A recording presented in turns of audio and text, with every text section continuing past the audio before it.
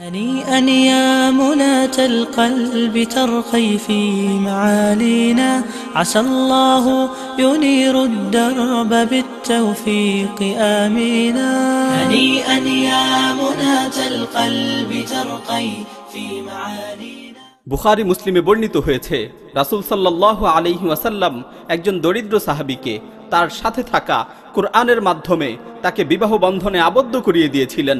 কে আছে এমন যে আজকের দিনে আমাদের সমাজে আবারও এই সুন্নাতটিকে বাস্তবায়ন করবে? কে আছে এমন যে মুত্তাকি ছেলের সাথে তার মেয়েকে বিবাহ বন্ধনে আবদ্ধ করিয়ে দিবে?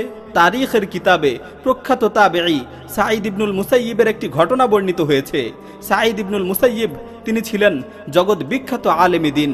তার মজলিসে সব সময় হাজার হাজার ছাত্রের উপস্থিতি থাকত। সবাই তার থেকে দ্বীনের জ্ঞান অর্জন করত। একদিন তিনি তার কোনো একজন ছাত্রকে খোঁজ করছিলেন, কিন্তু তাকে খুঁজে পাচ্ছিলেন না। কয়েকদিন পর সে যখন মজলিসে আসলো, তখন সাঈদ ইবনুল মুসাইয়িব তাকে জিজ্ঞাসা করলেন, হে আবু ওয়াদা, তুমি কয়েকদিন যাবৎ কোথায় ছিলে? সে বলল, আমার স্ত্রী মারা গিয়েছিল, তাই তার কাফন দাফনের কাজে ব্যস্ত ছিলাম।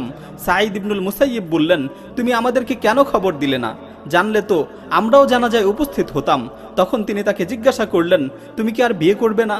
সে বলল, আমার মতো 3 দিরহামের মালিকের কাছে কে তার মেয়েকে বিয়ে দিবে?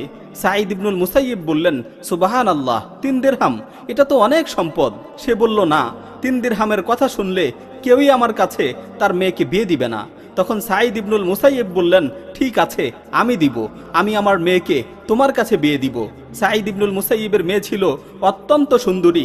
সেই সময়ের রাজ পরিবারের লোকেরা এবং সম্ভ্রান্ত বংশের লোকেরা তার মেয়ের জন্য বিয়ের প্রস্তাব পাঠাতো, কিন্তু তিনি সেই প্রস্তাবকে প্রত্যাখ্যান করে দিতেন, কারণ তিনি ধন সম্পদের উপর দিনদারিতাকে প্রাধান্য দিতেন।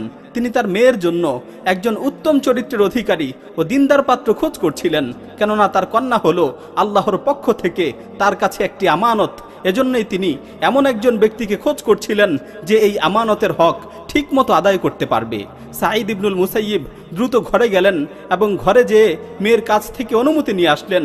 মসজিদে এসে তিনি সকলকে সমবেত করলেন এবং তাদের সামনে দাঁড়িয়ে খুতবা দিলেন এবং ঘোষণা করলেন, হে লোক সকল, তোমরা সাক্ষী থাকো, হে লোক সকল, তোমরা সাক্ষী থাকো, 2 দিরহাম মোহরানার বিনিময়ে অমুকের পুত্র অমুকের সাথে আমি আমার মেয়েকে বিয়ে দিচ্ছি।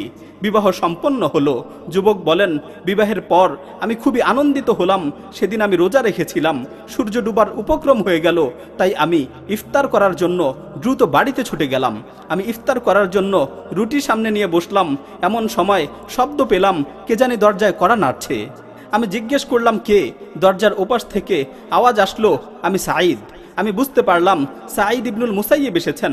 আমি আশ্চর্যান্বিত হলাম যে সাঈদ ইবনুল মুসাইয়িবকে 40 বছর যাবৎ আমি ঘর এবং মসজিদের বাইরে আর কোথাও দেখিনি। আজকে সে এত কষ্ট করে আমার বাড়িতে কেন আসলো? সে কি তার মেয়ের বিবাহের ব্যাপারে মত পাল্টাতে এসেছে? আমি চিন্তায় পড়ে গেলাম এবং চিন্তা করতে করতে দরজা খুলে দিলাম। দেখলাম সাঈদ ইবনুল মুসাইয়িব দাঁড়িয়ে আছেন।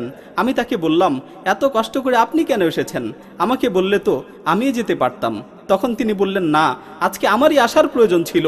তিনি বললেন, আমি চিন্তা করলাম সবে মাত্র আজকে তোমাদের বিয়ে হলো, আর বিয়ের রাত্রে তুমি একাকী থাকবে, তাই আমি আমার মেয়েকে নিয়ে এসেছি।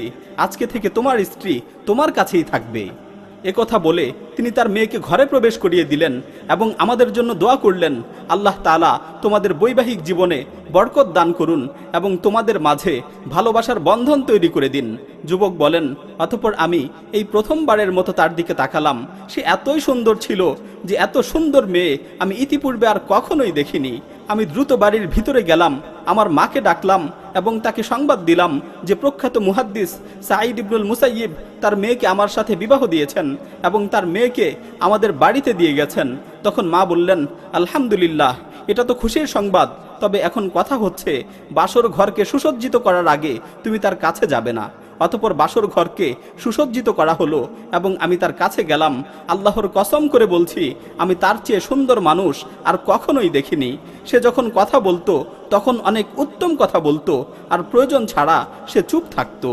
আমি তার সাথে দীর্ঘ 1 মাস কাটালাম। এই দীর্ঘ সময়ে সে সর্বদাই ইবাদতে মশগুল ছিল। 1 মাস পর আমি সাঈদ ইবনুল মুসাইয়িবের মজলিসে যাওয়ার জন্য প্রস্তুতি নিচ্ছিলাম। সে আমাকে জিজ্ঞেস করলো, আপনি কোথায় যাচ্ছেন? আমি বললাম, ইলমে দিন শিক্ষার জন্য সাঈদ ইবনুল মুসাইয়িবের মজলিসে যাচ্ছি। তখন সে বলল, এত দূরে যাওয়ার কি দরকার, আমার কাছে বসে পড়ুন, সাঈদ ইবনুল মুসাইয়িবের সব ইলম আমার কাছে আছে, ইনশাআল্লাহ আপনাকে সব শিখিয়ে দিব। অতঃপর আমি আরও 1 মাস পর সাঈদ ইবনুল মুসাইয়িবের মজলিসে যে উপস্থিত হলাম, তিনি আমাকে দেখে আমার দিকে তাকিয়ে মুচকি হাসলেন এবং মজলিস শেষে আমাকে তার কাছে নিয়ে বসালেন এবং আমাকে জিজ্ঞাসা করলেন, তোমাদের মেহমানের কি খবর, তোমরা তাকে কেমন পেলে? আমি বললাম, আলহামদুলিল্লাহ, সে ভালো আছে এবং আমরা তাকে অনেক উত্তম পেয়েছি। অতঃপর তিনি আমাকে 20,000 দিনারের একটি থলে ধরিয়ে দিয়ে বললেন, নাও, এই টাকাগুলোকে তোমরা তোমাদের সাংসারিক প্রয়োজনে খরচ করবে, নাও, এই টাকাগুলোকে তোমরা তোমাদের পারিবারিক প্রয়োজনে খরচ করবে। আজকে আমাদের সমাজে সাঈদ ইবনুল মুসাইয়িবের মতো লোকেরা কোথায়? আজকে আমাদের সমাজে সাঈদ ইবনুল মুসাইয়িবের মতো লোকেরা কোথায়, যারা মুসলিম যুবকদের সাথে তাদের কন্যাদের বিবাহ বন্ধনে আবদ্ধ করিয়ে দিবে, যারা মুসলিম যুবকদের চরিত্রকে হেফাজতের ব্যবস্থা করে দিবে? আজকে কর্পোরেট মিডিয়া ও টিভি চ্যানেলগুলো আমাদের যুবকদের চরিত্রকে ধ্বংস করে দিচ্ছে। আজকে মুসলিম যুবকদের চরিত্র নষ্ট হয়ে যাচ্ছে।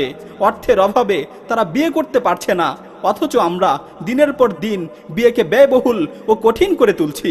হে আল্লাহর বান্দারা, আল্লাহকে ভয় করুন, বিয়েকে সহজ করে দিন। হে আল্লাহর বান্দারা, আল্লাহকে ভয় করুন, বিয়েকে সহজ করে দিন। সমাজকে পাপাচার ও অশ্লীলতা থেকে রক্ষা করুন।